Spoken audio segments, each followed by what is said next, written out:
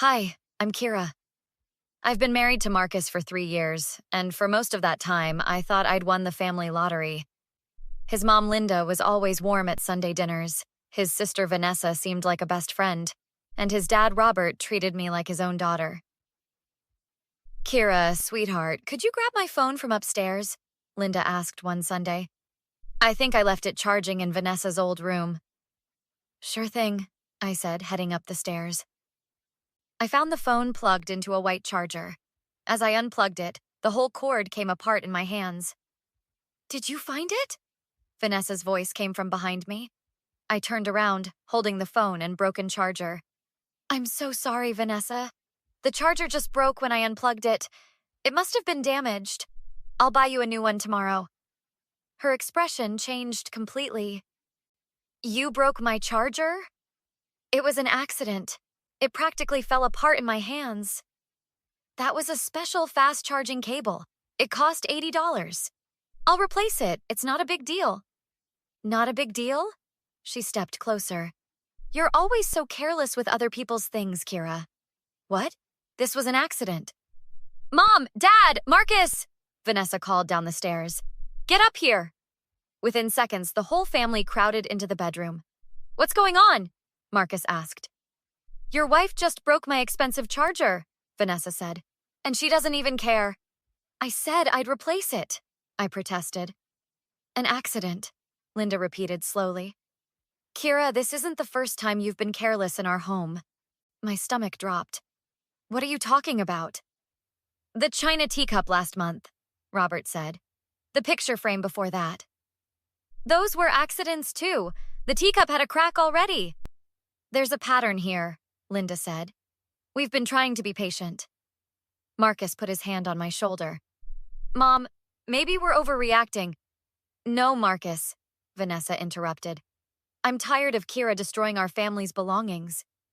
I'm not acting like anything. I apologized and offered to replace everything.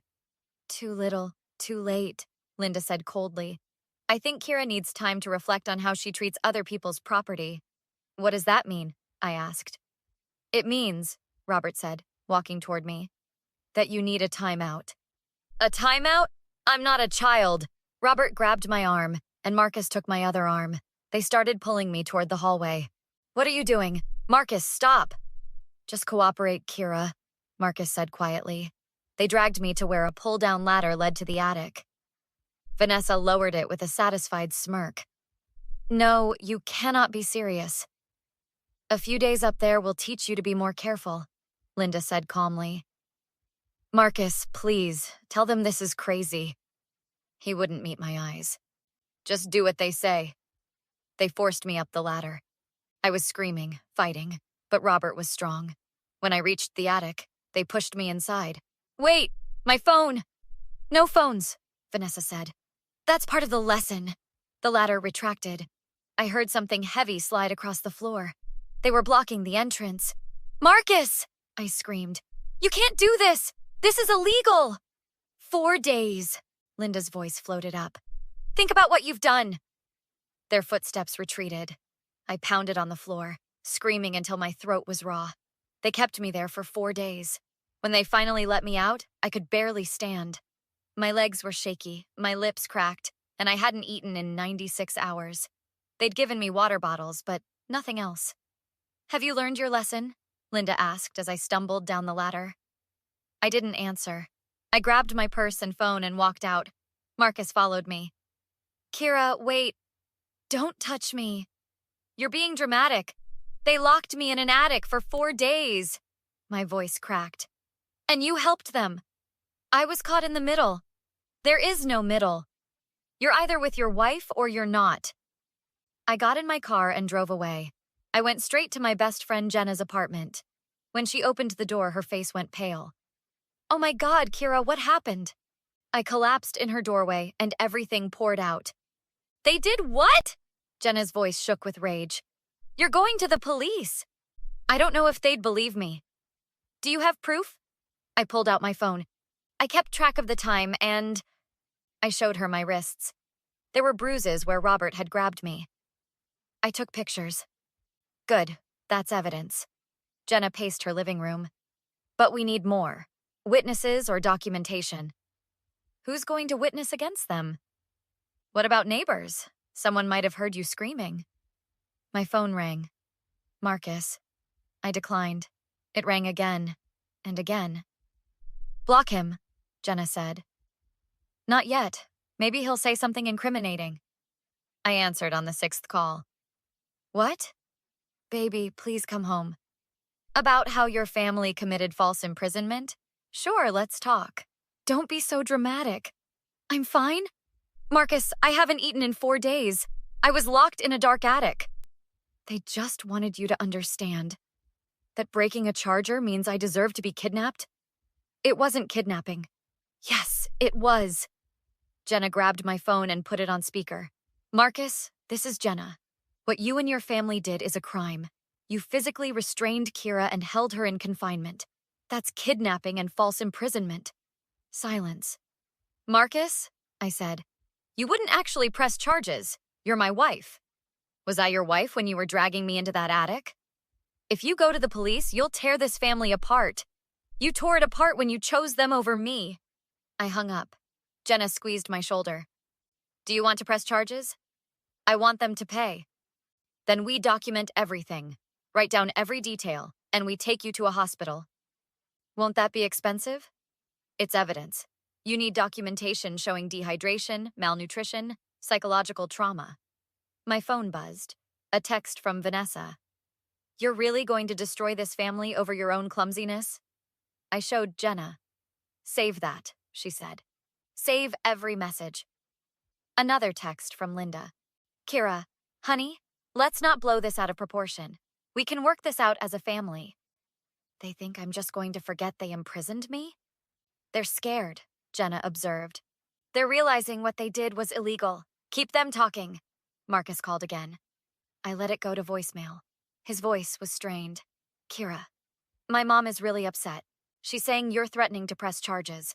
We can pay for medical bills. We can figure this out without involving the police. Please. He's admitting you're hurt, Jenna pointed out. I need a lawyer. I know someone. She specializes in domestic cases. I'll call her now. While Jenna made the call, another text from Marcus came through. My dad says if you go to the police, we'll file a counter-complaint saying you were trespassing. I laughed bitterly. They invited me over. They're desperate, Jenna said. Sarah can see us tomorrow morning. She says this case is solid. What happens if I do this? They face consequences, real consequences. I thought about those 4 days, the darkness, the hunger, Marcus's betrayal. Let's do it, I said. I want them all charged. The next morning, I filed a police report. Detective Sarah Martinez took my statement, photographed my bruises, and collected the text messages. This is clear-cut false imprisonment, she said. The physical restraint adds assault. What happens now? We'll bring them in for questioning. I recommend you get a restraining order. 3 days later, I confronted them at their house with Detective Martinez and 2 officers present. Linda answered the door. Her smile faltered when she saw the police. Mrs. Brennan, we need to speak with you, your husband, your daughter, and your son about an incident last week, Detective Martinez said. I don't know what Kira told you. Mom, who's at the door? Vanessa appeared. She went pale seeing me. Everyone inside, please, the detective said firmly. We gathered in their living room. Marcus sat on the couch, his head in his hands. Robert stood by the fireplace. Vanessa perched on a chair arm, and Linda remained standing. Did you really call the cops on us? Vanessa hissed. You locked me in your attic for 4 days. You broke my charger! So that justifies kidnapping? Detective Martinez interjected. Miss Brennan, you're admitting you confined Mrs. Brennan against her will? Vanessa's mouth snapped shut. This is all a misunderstanding, Linda said smoothly. Kira was upset and needed space. We offered her the attic as a quiet place. That's a lie, I said.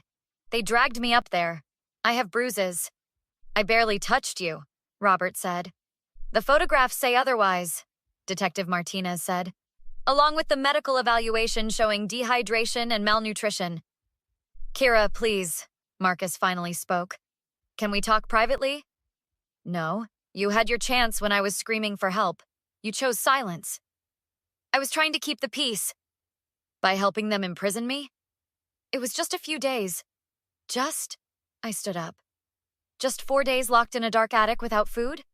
Tell me, Marcus, how many days of imprisonment is acceptable? He didn't answer. Mrs. Brennan, Detective Martinez addressed Linda. Do you deny that Kira was held in your attic against her will from Sunday through Thursday? She could have left whenever she wanted. The attic door was blocked, I said. I heard you move furniture. We were just storing boxes. For 4 days? Right in front of the only exit? Vanessa stood up. Okay, fine. We kept her up there. She needed to learn respect. Vanessa, shut up, Robert snapped. No, she broke my stuff and we punished her. By committing multiple felonies, Detective Martinez said. Thank you for the confession. Linda's composure cracked. Kira, we can make this right. We'll pay for everything. Therapy, medical bills, whatever you need. You don't need to press charges. You think money fixes this? We're family. Families forgive each other. You're not my family. You're criminals who happen to share DNA with my husband. Marcus stood up. Kira, I'm begging you. Drop the charges. I'm sorry. We're all sorry. Sorry you did it or sorry you got caught? Both. I should have protected you. Yes, you should have. And you didn't. I was confused. I didn't know what to do. You didn't know that imprisoning your wife was wrong? Vanessa stepped forward. You're really going to send us to jail over a stupid charger? No, I'm going to send you to jail for kidnapping me. This is insane, Linda shouted. You're destroying this family. You destroyed it when you decided I was less important than a phone charger. Robert moved toward me, and both officers blocked him. Don't come near her, one officer warned. This is my house. And this is an active investigation, Detective Martinez said. Mr. Brennan, Mrs. Brennan, Vanessa Brennan, and Marcus Brennan, you're all being charged with false imprisonment and assault. You have the right to remain silent. As the detective read them their rights, Marcus looked at me. Kira, please. Save it for your lawyer. Vanessa lunged at me. You ungrateful... The officers grabbed her. And that's assault, Detective Martinez said calmly. In front of police officers. As they led the family out in handcuffs, Linda shouted, You'll regret this. We'll make sure everyone knows what kind of person you are. I'm the kind of person who doesn't accept being imprisoned, I called back. The legal process moved faster than I expected. With their confession recorded and Vanessa's attempted attack witnessed by police, the DA had an airtight case. They're trying to make a plea deal, my lawyer Sarah told me 2 weeks later. What are they offering? Probation, community service, restitution. Linda wants charges dismissed for a written apology. I laughed. An apology? I told them you wouldn't accept it. Tell them no. I want this to go to trial. Even if it means reliving everything. Especially then. Everyone needs to hear what they did. The trial lasted 3 days. Marcus's lawyer tried to paint me as vindictive. Isn't it true you've been looking for a reason to leave your husband? No, I loved my husband. Until he helped his family lock me in an attic. Didn't you overreact to a minor disagreement? A minor disagreement doesn't result in 4 days of confinement without food. Jenna testified about my condition. The ER doctor testified about my dehydration. Neighbors testified they'd heard screaming. The jury deliberated for 6 hours. Guilty on all counts. Linda got 2 years. Robert got 18 months. Vanessa got 2 years plus anger management. Marcus got 1 year and probation. After sentencing, Marcus's lawyer approached me. My client would like to speak with you. No. He wants to apologize properly. There's nothing to explain. He chose his family over me. We're done. He still loves you. Then he should have loved me when it mattered. I found Jenna waiting outside. How do you feel? She asked. Lighter. Like I finally exhaled. Are you going to divorce him? Already filed. Sarah's handling it. What are you going to do now? Live my life, find a new job, get therapy, figure out who I am without that family. You're stronger than you think. I didn't feel strong in that attic. but you were strong enough to fight back. That takes courage. My phone buzzed. Another message from Linda. You've destroyed our family. I hope you're happy. We'll appeal this verdict, and everyone will see what a liar you are. I showed Jenna. Want me to forward that to the DA? Witness intimidation violates her bail conditions. No, let her have the last word. But I did take a screenshot. 3 months later, I received one final letter from Marcus. Dear Kira, I've had a lot of time to think. I know you'll never forgive me, and I don't blame you. I understand now how badly I failed you. I chose my family's approval over your safety, and that's unforgivable. I'm not asking for another chance. I just wanted you to know that I'm sorry, and I hope someday you can be happy again. Marcus? I read it once, then put it in a drawer. Maybe someday I'd be ready to acknowledge his apology. But that day wasn't today. Some betrayals are too deep to forgive. Some wounds don't heal just because someone says sorry, and that's okay. I'm building a new life now. New friends, new job, new apartment. I'm in therapy, working through the trauma. Some days are harder than others, but I'm moving forward. The Brennan family wanted to teach me a lesson. They did, just not the one they intended.